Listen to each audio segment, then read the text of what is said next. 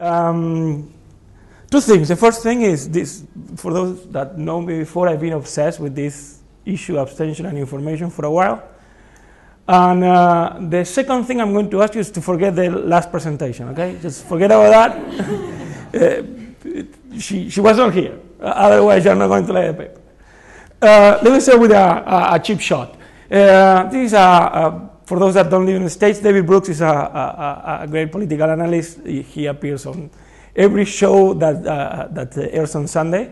And this is a quote by him: "We live in a country in which many people live in information cocoons, in which they only talk to members of their own party and read blogs of their own sect." So this is a widespread view in media and political analysts. Sorry? So you're not. So there are some other more recognized scholars that actually have the same view, and they even go further. Our communications market is rapidly moving toward a situation where people restrict themselves to their own points of view. Liberals watching and reading mostly or only liberals, moderates moderates, conservatives conservatives, and neo-Nazis and Nazis. There is Sunstein, which is a scholar in Chicago. So there is this idea that too many options allows us not to pay attention to reality, and that is bad. So our point is there are too many things in this market that go on, so we're going to try to see this market from a very classical point of view. So we're going to do chapters 1 and 2 of the media markets of Mascolera, and we're going to look at the demand, the political demand for news. So we wanna revisit this idea that you can go and look for your own self in this market, that you don't need to listen to another point of view. Because essentially this is what creating problems in America. This polarization driven by media is creating problems in the States. So let's understand really how demand for political news is happening. So let's look at that carefully. So what we're going to do is we're going to go to this, yes. Is it obvious that it's bad? Sorry? Is it obvious that it's really bad? No, so no, it's not obvious, and basically that's what we want to do. We want to show that actually, so we have another paper in which we prove that actually the more polarized society is, the more media bias you want. The more media bias you want. So the more polarization, the more you want people to go and collect information from media bias. So we're arguing the opposite, and we're on that side. We want to say, hold on, let's stop a little bit and let's think carefully about it. So what we're going to do is we're going to go very traditional, binary choice, binary state, common values voting model, and we're going to add 3 things. First of all, we don't want to restrict your ability of self-segregate. A continuum of media outlets. You are going to be able to look for yourself, telling yourself what to do. We're going to introduce heterogeneity by assuming ideological bias. We're going to do it in a particular way, but it's very easy to do it it's very general the way that we do it. And we're going to add abstention. Okay, just the only thing we're going to do is that. So this is something that we all know about. The action is going to happen. Sorry, the action is going to happen here. That's going to be what's going to drive everything in our model. So the question that we're going to answer is how abstention shapes our consumption of news. Okay, and we're going to argue that is very particular of voting, and that makes it very different from anything else, and that is why we don't have a good theory of demand for biased news. So what are the results that we have in theory? We have that there is full segregation. So that we have that all the papers that we have around are going to say that you are going to self-segregate. You are going to look for your particular ideology, and you are not going to listen to anything else. We're going to show that that's not the case when you think about abstention, that actually abstention is going to create moderation.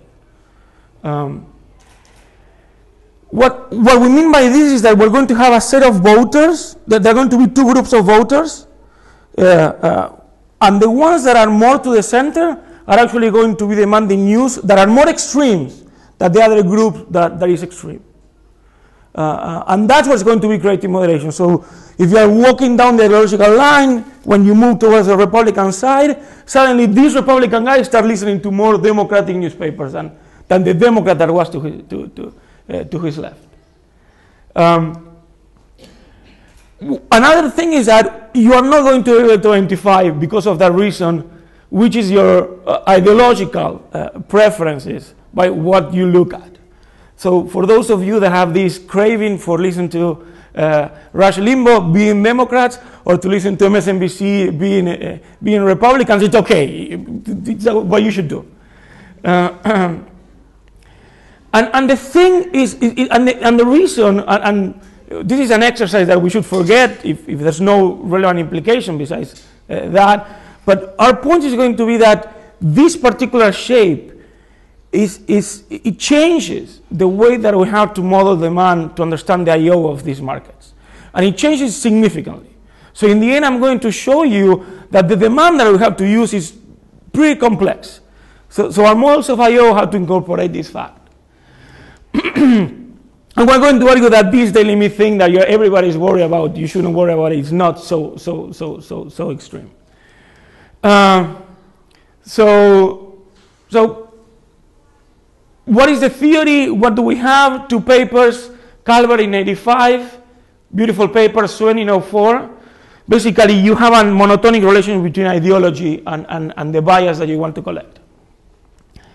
Now, these results is pretty strong, and it's the standard assumption that we have used in every model that we have about demand for bias information. These papers are particularly nice, and here John is here. They have a really neat way of introducing this type of demand. But all of them have this assumption somehow put it there. So they reduce the demand for information, saying, okay, look, if you are more Republican, you're going to demand more Republican newspapers. Now, let me give you some empirical evidence about demand for this land. So there's evidence that voters are aware that there's media bias. There's evidence that actually they can identify roughly who's biased and in which direction, and somehow they can do that. And the only evidence that we have about the correlation of ideology and what you demand, it goes in the direction of the paper that we're writing here. So Gensko and Shapiro found that actually there's not as much segregation as people think that there is in the market. So there's more crossing over, Republicans reading Democrats, Democrats reading Republicans. You cannot predict the ideological leanings by looking at what they're demanding. This is the crossover. And the demand, it's fairly concentrated, not on the center, but a little bit to the left and a little bit to the right. These are all consistent with our model. And we're going to argue that there are some nuances to consider, but we think that we'd like to think that this is the evidence in our favor. So let me give you, I'm going to present the model, and I'm going to waste time on explaining our assumption about the media market. Then I'm going to explain the intuition behind the traditional result with no abstention, why there's a monotonic relationship, and then I'm going to explain when we introduce abstention why this crossover happens. It's going to be mostly figures and things that are going to be moving around. So the model is pretty simple. Two alternatives, two states of the world. R&D mean Robert and David, of course. There's a Poisson environment with an average number of voters. Completely, we don't need this. It allows us to calculate pivotal probabilities really easy and reduces the size of the appendix. Preferences, we're going to assume that there are some partisan voters, so we don't do math. Essentially, there are some voters that randomly support Robert because they want to, and randomly support David because they want to. And there's a huge group of voters that are responsive, whose preferences are essentially the typical common values assumption. If you get it right, in the state Republican, you vote Republican, on Democrat, you vote Democrat, you get 0. If you not if the electorate fails to elect the right candidate, you lose one. Now, I'm going to assume that heterogeneity is coming from beliefs. This is general. We can assume that actually it's coming from preferences and beliefs. And so, if you don't like this, think about preferences. And the distribution of these beliefs is common knowledge. It's a really nice distribution. No problems there. What we're going to assume is that voters can collect one signal from a media outlet, a newspaper, and it's free. I will tell you what happens when we add more signals. But if it's not free, then the issue of abstention. Sorry? If it's not free, then there's something of abstention. Well, if it's not free, the problem is that when you have a lot of people, almost nobody collects information. So there I'm going to be talking about very little people, and I have no theory about why they demand political news. They demand the news for some other reason. So I have to do it free somehow. The results that you're going to find are really general. So if you don't like the pivotal voting model, you are going to get the same results with costly voting and everything, and forgetting about being pivotal, for example. So signals are conditional and independent. Okay, so no complaints later about this. The assumption here is two people are watching at the same moment, the same TV show, and they might get different signals. Why do we do that? We don't want to deal in integrating continuum variables with continuum variables. So nothing is going to change. It's going to change. We'll have to do a lot of math. That's the only difference. We're going to have a continuum of media outlets, and they're going to be able to pick one of them, and they're going to be two parameters. And this is the big difference in the paper. So the probability that you actually get the signal Republican and the state Republican is going to be identified by a parameter PR, and the probability that you get the signal Democrat and the state Democrat is identified by the parameter PD. This need not be the same. So when you're thinking about how much information to collect, usually you put this the same and you figure out how many signals. So how are they related? They're going to be related. There's going to be a frontier of media outlets, and essentially that frontier is going to be represented by the function G that tells you when you want the truth in state R that is given by the parameter PR, G is going to tell you what is the truth that you get in state D. What probability you get in state D. This function is going to be, so if the function is going to be decreasing, strictly decreasing, and continuous, of course. So that means that when you raise PR, you lower PD. That means that you raise the probability of getting the Republican signal in both states. And that's why the higher it is PR, the more biased towards Republican this newspaper is. John has a really nice micro-foundations of this information structure. Essentially, the newspapers are granny reducing complexity machines. So there are two states, and the newspapers receive a signal that is the state plus a random shock. And because grandma cannot read exactly the problems with the deficit, the problems with the debt, the newspapers say Obama is good, Romney is good. So they course the information. And the way that we introduce the bias is by allowing them to have a different cutoff when they say this is Romney time, this is Obama time. So we're going to have an assumption about the information technology. First of all, the derivative is not going to be extreme when you are collecting from an extreme newspaper. I'll tell you what happens when we relax this. And we're going to assume something particular about the concavity. So if you look at this formula, it looks awful, but this is the percentage change of how accurate is your signal in state R, and this is the percentage change on how inaccurate it is in state D. So this is a kind of an elasticity, accuracy, inaccuracy in different states. Francesco? Yeah, I mean, I'm just trying to figure out, so does concavity mean that the moderate outlets are more precise than the extremist ones? Here you cannot rank them according to any measure that they have been used in the literature. So they're never more informative. So that's one thing that we want. So you can think of a whole set and you pick the frontier, and nobody will think that one is more informative than the other one. There's no way that you can rank them. Not in a strict sense.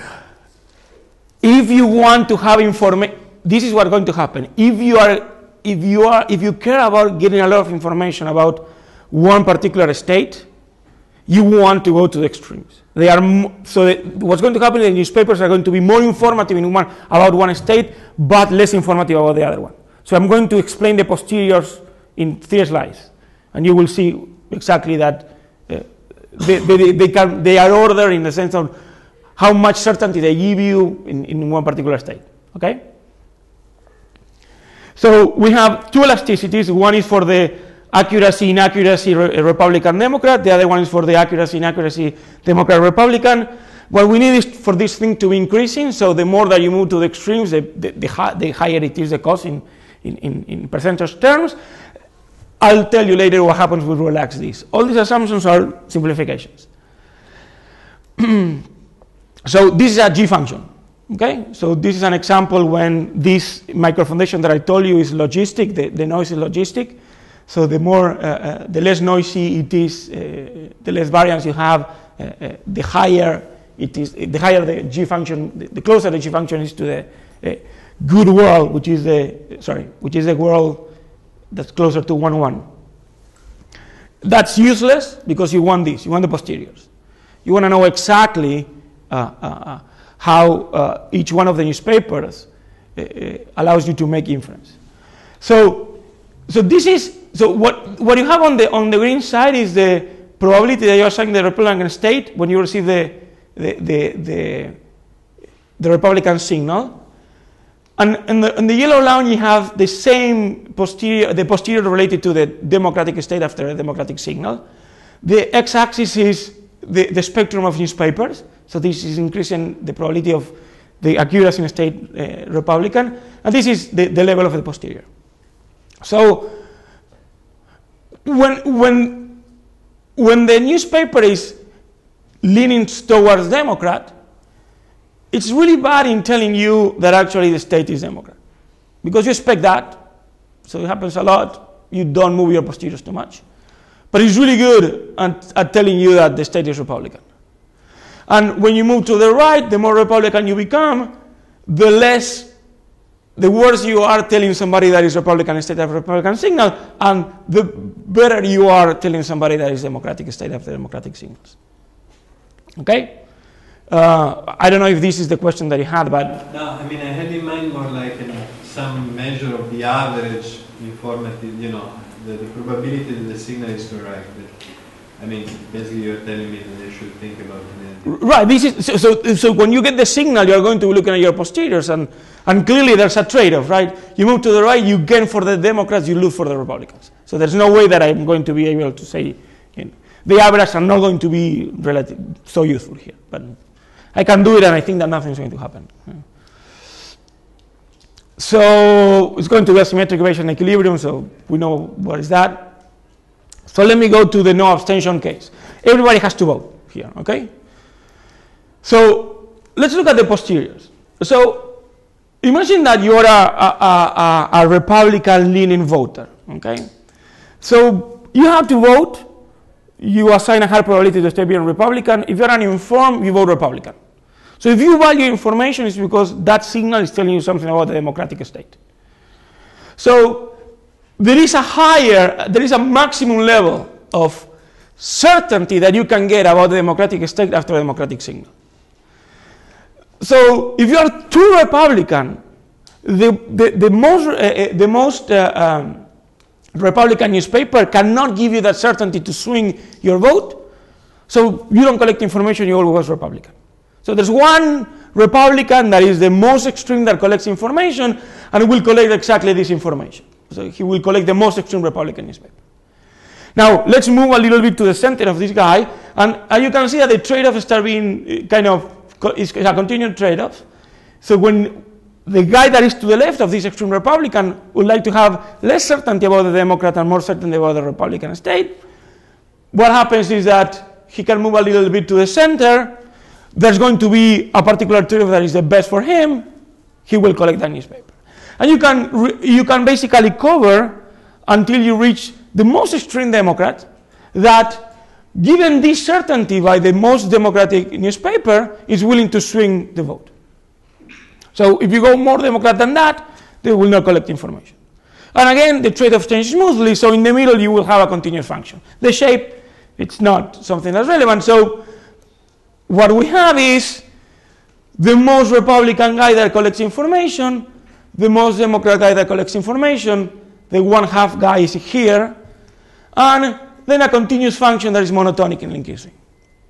So this is pretty simple, and this is the basic assumption that you have in all the models that study something about the media markets. So we reproduce this result on a paper. Swen has this result with not a continuum of media outlets, but it's not that complicated. Let's add abstention. So let's add, yes. So conditional on the information that everybody else is getting. I understand this, but I'm conditioning on being pivotal. So if other people change who they're buying from, then I'm going to want to change. So this is what happens. So essentially when you condition on being pivotal, there's a ratio there's a likelihood of one state over the other one, right? So the only thing that you are doing is that in equilibrium, your actual bias, you have to change it by a scalar, okay? Now your bias is defined by this. It's theta 1 minus theta. So add a scalar here, and there's going to be a maximum scalar that is going to collect information and a minimum scalar that's going to collect information, okay? So still, there's going to be those two types. Now, the art is in proving that in equilibrium, everything holds. And it's not unique. Yes, it is unique. It is unique. It is unique. There are multiple equilibria, but these are the two uniques. There are the two uniques cutoff. Yeah. There are multiple equilibria in the sense that there might be too many of those pairs. Yeah. Okay. Yeah. But all the things that I'm going to tell you happen in every equilibrium. Okay. So let's introduce abstention. Okay, let me give you assumptions just to fix ideas. So we're going to think that the priors are uniformly distributed, so it's enough to be symmetrical around 1/2, but that's okay. Let's assume a symmetric technology. That means that for every PR that gives you a PD, there's another PD that gives you the same PR, so essentially, and let's assume that the parts are evenly distributed. What I'm going to do that because in equilibrium I prove that the likelihood of each state when you condition being pivotal is the same. So it becomes really easy for me to do them. Okay, so let's focus on this guy. So let's go to the most extreme Democrat that used to collect information and use it to change the vote according to the signal when he was forced to vote. Okay? So we know to the left of this guy, everybody is not collecting information about voting Democrat. Now, this guy is a guy that after receiving, when this guy receives the signal Democrat, votes Democrat for sure. But when this guy receives the signal Republican, he has to be indifferent between voting Republican and voting Democrat because these two voting strategies give him the same expected utility. So this guy, being indifferent between Republican and Democrat, I can borrow the swing voters curse and assure you that this guy strictly prefers to abstain after the Republican signal. So when I allow this guy to abstain, he will say, oh, thank you. My utility was always negative when I was voting. Now I can guarantee that my utility is not that negative. Now what happens with this guy? Well, I told him that he can abstain now, and he was leaning Democrat, and he was collecting a Democratic newspaper, because he wanted certainty when he had to vote Republican. But now I allowed him to abstain, and he's saying, thank you, why am I collecting information from a newspaper that I like it because it's telling me that I should vote Republican? Now that I can abstain after Republican, I'm not going to ask so much certainty from the newspaper that I want. I don't need my posteriors to change so much. I'm abstaining, which is a more secure action. So my posteriors after the Republican signal don't have to change that much. So I really don't care so much about collecting this particular newspaper, the one that's the most extreme newspaper. I can afford to be a little more centrist. Why? Because the only time that I use information a lot is when I vote Democrat. Now I want more certainty about being Democrat. How do I get that? I have to collect a newspaper that's a little more Republican. So this guy is going to collect a newspaper that is a little to the center. Now, we know that this guy was strictly better off when he was abstaining. Everything is continuous in this model. What needs to happen is that around this guy, there are some other voters that also are strictly better off when they can use abstention. So there is a bunch of people around this guy that actually would like to use the information in the same way that this guy is using it. But again, these guys have different priors. So they are going to be demanding different relations between the certainty in the two states. That means that they are going to be moving also smoothly. But that means that if I'm thinking about using the strategy voting Democrat after a signal Democrat and abstaining after a signal Republican, I'm going to be moving along this line. And when I start using the strategy that is voting always, I discontinuously start demanding a newspaper that is more extreme. Two things happen. There's a non-monotonicity here that happens because of the discontinuity. There's more people collecting information. That's what gives me that sometimes media bias is good. The same thing is going to happen with the most extreme Republican. Sorry. So there's going to be another one of these guys. Because of all the symmetric assumptions that I made, I can guarantee that every equilibrium looks like this. These guys vote Democrat without collecting information. These guys abstain after receiving the Republican signal. These guys always using the signal in the way that they are told to use it. These guys abstain after the Democrat signal and vote Republican with the Republican signal. And these guys are Republicans. Okay. Forget about symmetric assumptions. Okay? I can show you that there are three forms of equilibrium that can happen. All of them have the following feature. On the extremes, you have people that don't collect information about their bias. Next to those guys, you have the ones that vote for the bias when they receive that signal and abstain when they receive something to the contrary. And the question is what happened in the middle. Two things can happen. There's nobody in the middle. It could be what we call independents, people that always use information. It could be people that abstain always. Okay? When we have symmetry, the equilibrium is always like 1. So let me debrief this a little bit. So if voting is voluntary, the demand for a slant is discontinuous when informed abstention starts to be part of our optimal voting strategy. The key here is the discontinuity on the voting strategies. Non-monotonic in voter ideology. Not invertible. I don't know. I watch two people watching the same newspaper. I cannot say that they have the same ideological bias. Voters are not isolated in terms of the information acquisition. It's not true that they're fully segregated. They are sharing some common sources of information. Now, here I have a graph with a comparison of all the possible forms of equilibrium with the voluntary one. If you remember, the voluntary equilibrium was a monotonic function where everybody was using information. Now, this is the one that I presented to you when it was fully symmetric. If you look at this, there are these media outlets that are receiving demand from different ideologies. That means that if this is the equilibrium that we're looking at, the demand will have like a camel shape. Okay, if you get a uniform distribution of ideologies, essentially you will have a camel shape.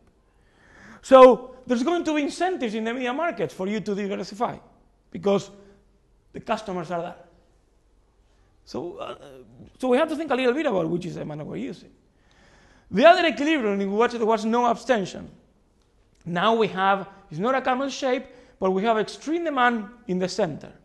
And who are sharing those media sources? The guys that are never sharing an information strategy. They always do something different when they receive a signal. And the last equilibrium, which was the one in which there were abstainers, what you have is that Democrats are listening to the whole spectrum of newspapers, and Republicans are listening to the whole spectrum of newspapers. So there's no segregation in a sense at all. You cannot claim that Rush Limbaugh is a Republican journalist and MSNBC is a Democrat media outlet. In all these cases, the demand that we need to use to model the one side of the market is not so standard. So we need to be a little more careful on that. Okay, my comments. Remember the assumption about elasticities?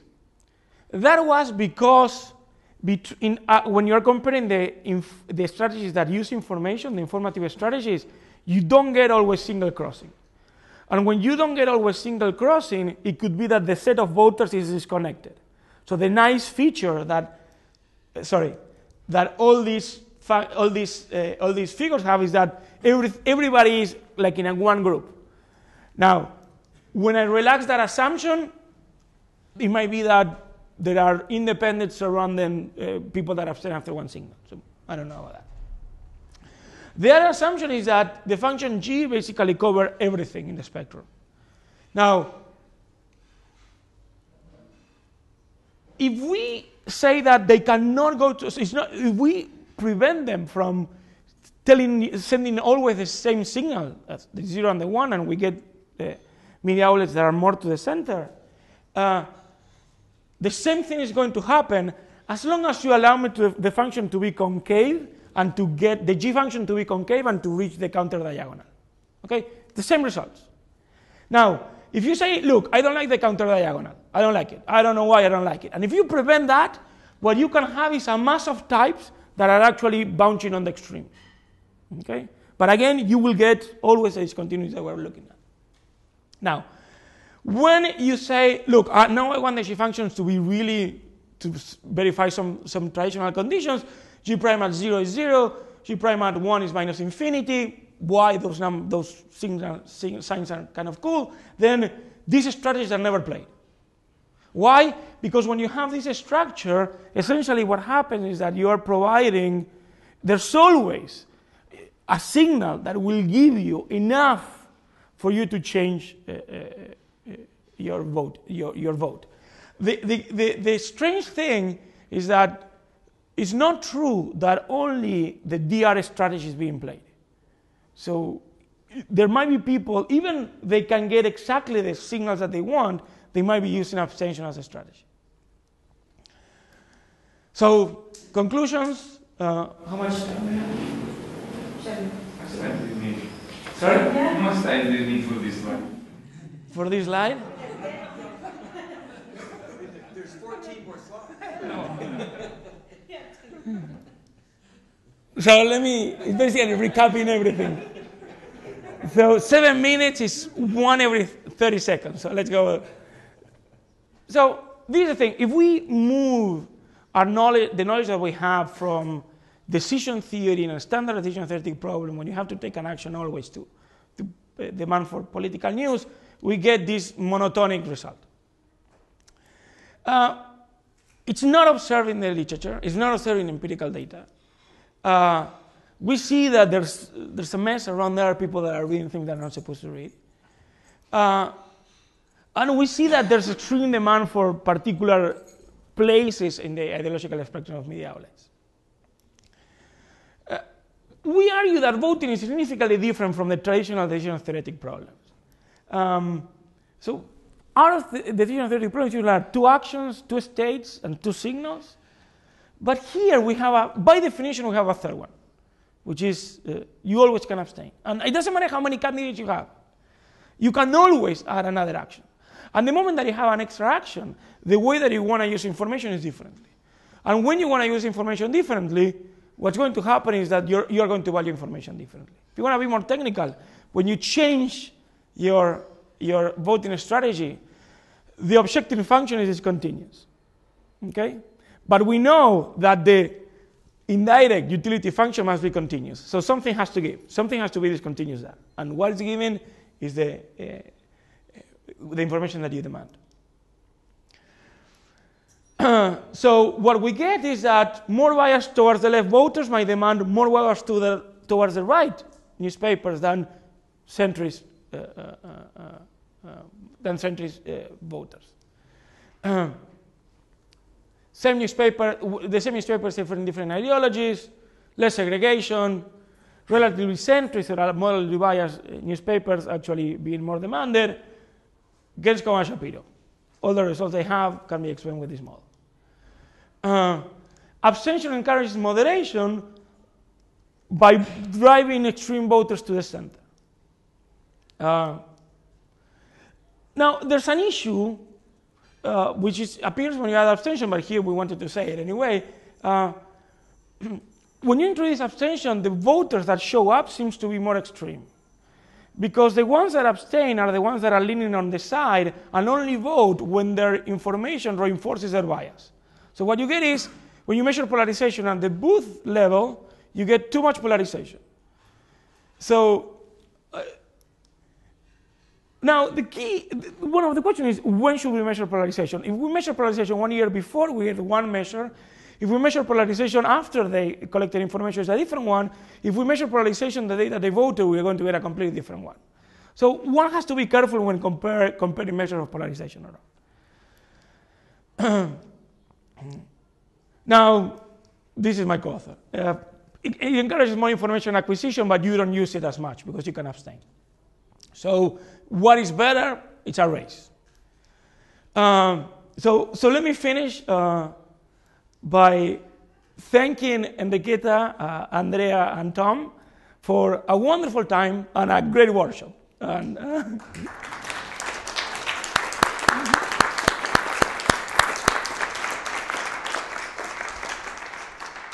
now I take questions. Yeah. Let's say slides. So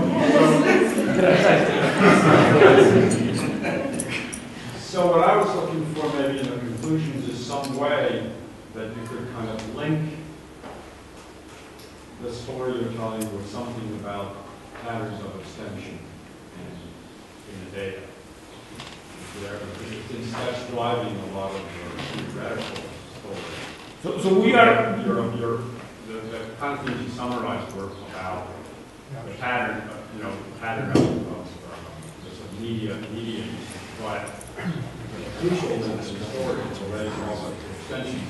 Yes. Before and after information. Okay, so this is... Look for is something like a prediction that brings that into the... So this is the way that I would think about it. So allow me to fix one equilibrium, okay? And let's the one that I show you in the picture. So this is what I would say. Okay, let's measure this guy's ideology. So I'm going to say, look, these are the guys that are going to be reading newspapers that they're not supposed to. These are the Republicans watching CNN, and these are the Democrats actually watching CNN too. Let's assume that CNN is center, okay? Now, if you want to find abstention, you should only concentrate on those guys, okay? So that's the model. That's the way that you can test my model. Now, I have a model that did the same thing without the information acquisition part. So I don't know if that is sufficient. Now, the other thing that we want to do is we want to see what happens when you change G. Okay? So we know that when we make G really far away, DR starts becoming really interesting. And when you make it really closer to the counter diagonal, you have to see a lot of more abstention going on. Now, we've been trying to find exactly the conditions, and we couldn't. But there has to be something. So in the States, if we can measure the G function somehow, we can say something compared to other G functions in some other state. Supposing that the ideologies are somehow controlled. Yeah. Yeah, I'm just wondering, from a modeling standpoint, if it matters whether you model ideology through beliefs or through preferences. Yes. Yeah, well, I'm not sure. I'm not convinced because if you model it through ideology, then what you're going to have is people are going to have different beliefs about not only the likelihood they're pivotal, but the conditional probabilities of the states. No, they don't. What they have is so they don't. So the way you to think about it is so this is what we think always. Conditional on being pivotal and your signal, what happens? Right. If you use Bayes' rule, you can decompose that in what is my prior about the state, what is the probability that I get that signal, given the state, what is the probability that I'm pivotal given the state. That is common to everybody. So now, if you think about expected utility, the only thing that you need to add is how much utility you get for each one of the outcomes. So I get the outcome, I multiply by the prior, and I have one component only. So they are completely, I can substitute them a lot. Now, why I know that? Because to find equilibrium in this model is complicated. You have a function, things like that. But this composition allows me to think. I use the likelihood of probability of being pivotal, conditional on the state, as a parameter, as a market parameter. So I give you that, you know how to vote. And I use that to find a fixed point. So the only thing I have to do is think the other way that we all think about voting. And do not condition on being pivotal. Decompose that and use as the primitive the probabilities of the state. Okay, think about it some more, because it seems that if the extremists are the ones that have stronger priors, right, then they're going to think they have better information, they know more than the other voters, right? So so when we think of information in the following way, how sure you are about the action you're going to take, you're absolutely right. But I'm going to argue that measuring information in that way, in real life, it's not the way to do it. So it's not that you are more informed. You are more certain about which action you want to take. That can come for two reasons. You are a stubborn Republican, or you know the truth. So I want to disentangle those two. Now, they are very related. And so think about the expected utility theorem. The two are the utility they get for one action, and the probabilities are multiplying each other. So they are the same thing. I cannot get one without the other. I've been having this fight for a while. It's like I want to read it differently. I'm stubborn to read it differently. I want to. So I don't know if I hope I answered. There's a note that actually points that out, that explains exactly what's the transformation you need to do to get the same thing. Any other questions? Okay, thank you again.